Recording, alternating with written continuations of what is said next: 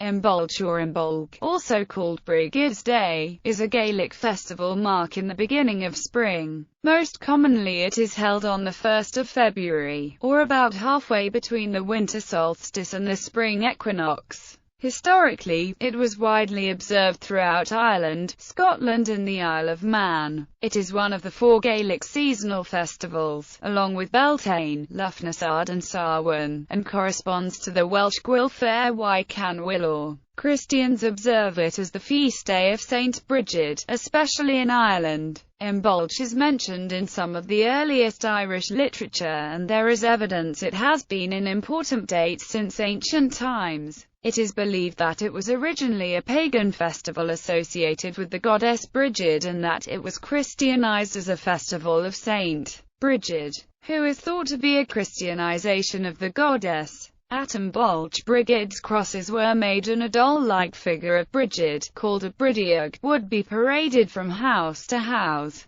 Brigid was said to visit one's home at Imbolc.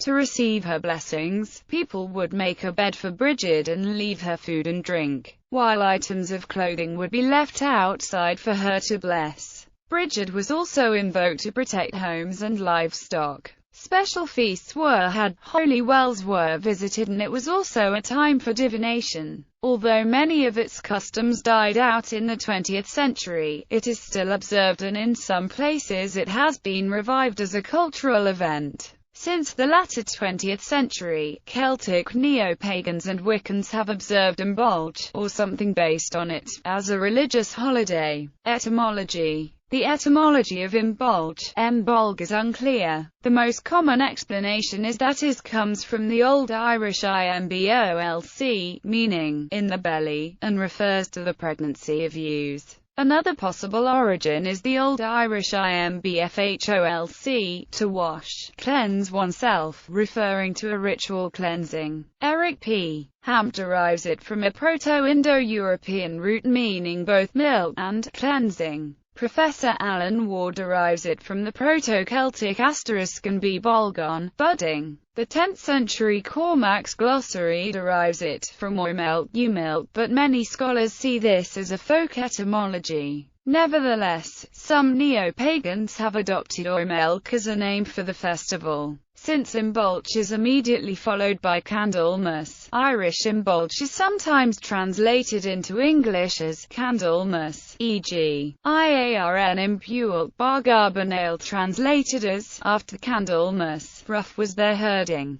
Prehistory. The date of Imbolc is thought to have been significant in Ireland since the Neolithic period. This is based on the alignment of some megalithic monuments. For example, at the Mound of the Hostages on the hill of Tara, the inner chamber is aligned with the rising sun on the dates of Imbolc and Samhain. Historic Imbolc customs. In Gaelic Ireland, Imbolc was the Feshaw festival marking the beginning of spring, during which great feasts were held. It is attested in some of the earliest Old Irish literature, from the 10th century onward. It was one of four Gaelic seasonal festivals: Samhain, Imbolc, Beltane and Lughnasadh. From the 18th century to the mid-20th century, many accounts of Imbolc, St. Brigid's Day, were recorded by folklorists and other writers. They tell us how it was celebrated then, and shed light on how it may have been celebrated in the past.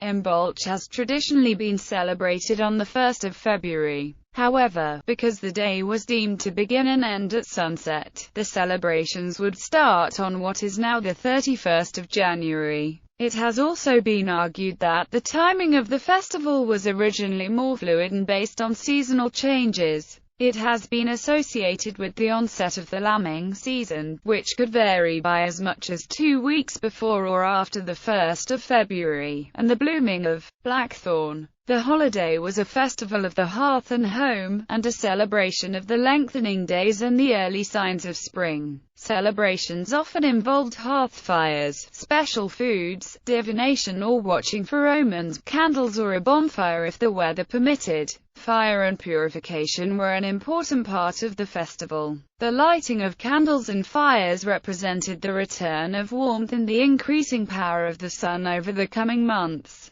A spring cleaning was also customary. Holy wells were visited at Imbolc, and at the other Gaelic festivals of Beltane and Loughnazar. Visitors to holy wells would pray for health while walking, sunwise, around the well. They would then leave offerings, typically coins or clooties. Water from the well was used to bless the home, family members, livestock and fields. Donald Alexander Mackenzie also recorded that offerings were made to earth and sea. The offering could be milk poured into the ground or porridge poured into the water, as a libation. Brigid Imbolc is strongly associated with Saint Brigid. Saint Brigid is thought to have been based on Brigid, a Gaelic goddess. The festival, which celebrates the onset of spring, is thought to be linked with Brigid in her role as a fertility goddess. On Imbolc Eve, Brigid was said to visit virtuous households and bless the inhabitants, as Brigid represented the light half of the year, and the power that will bring people from the dark season of winter into spring. Her presence was very important at this time of year. Families would have a special meal or supper on Imbolc Eve.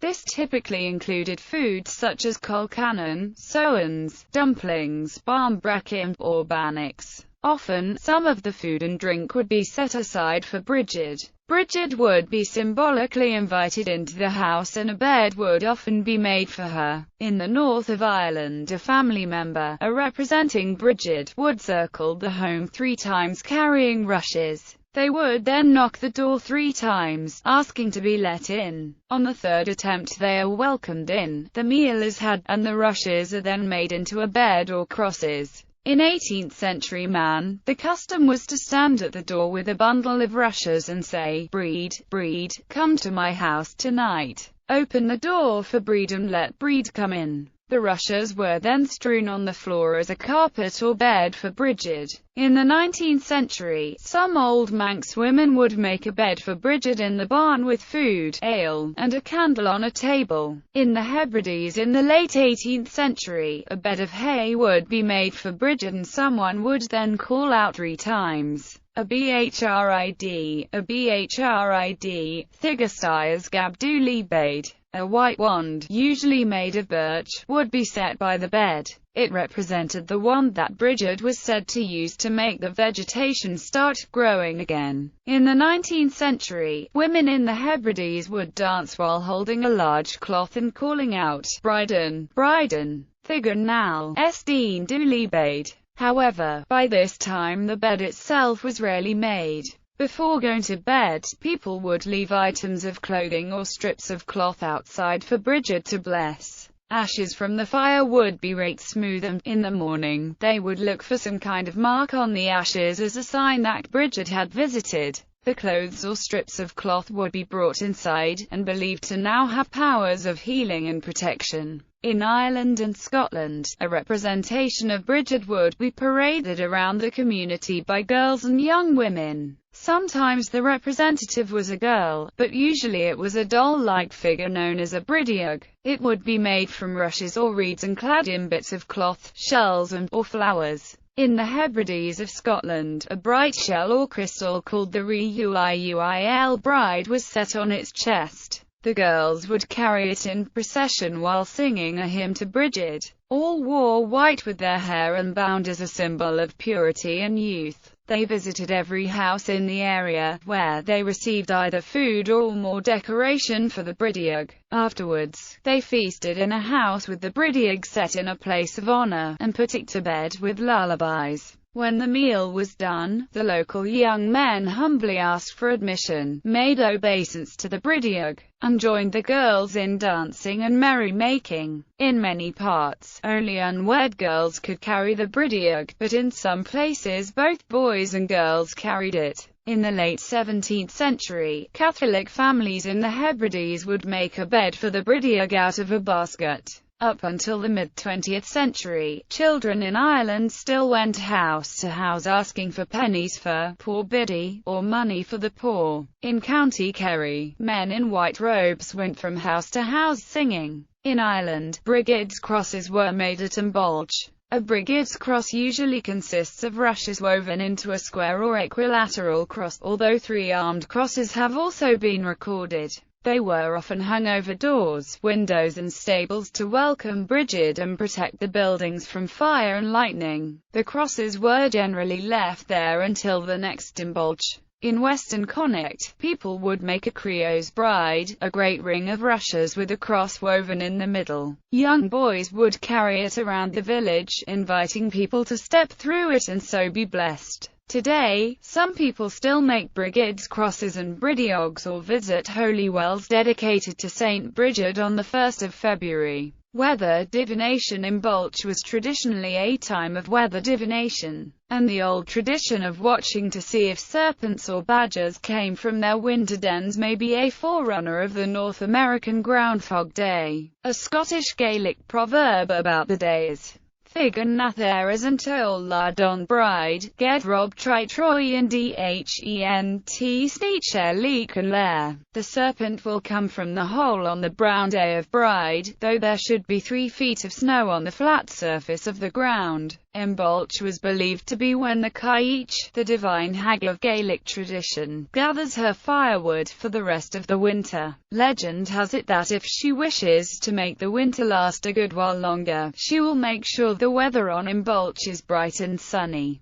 so she can gather plenty of firewood. Therefore, people would be relieved if Imbolc is a day of foul weather, as it means the Caich is asleep and winter is almost over. At Imbolc on the Isle of Man, where she is known as Caia ny Gromar, the Caich is said to take the form of a gigantic bird carrying sticks in her beak. Neo-paganism. Imbolc or Imbolc-based festivals are held by some neo-pagans. As there are many kinds of neo-paganism, their Imbolc celebrations can be very different despite the shared name. Some try to emulate the historic festival as much as possible. Other neo-pagans base their celebrations on many sources, with historic accounts of Imbolc being only one of them. Neo-pagans usually celebrate Imbolc on the 1st of February in the Northern Hemisphere and the 1st of August in the Southern Hemisphere. Some neo-pagans celebrate it at the astronomical midpoint between the winter solstice and spring equinox.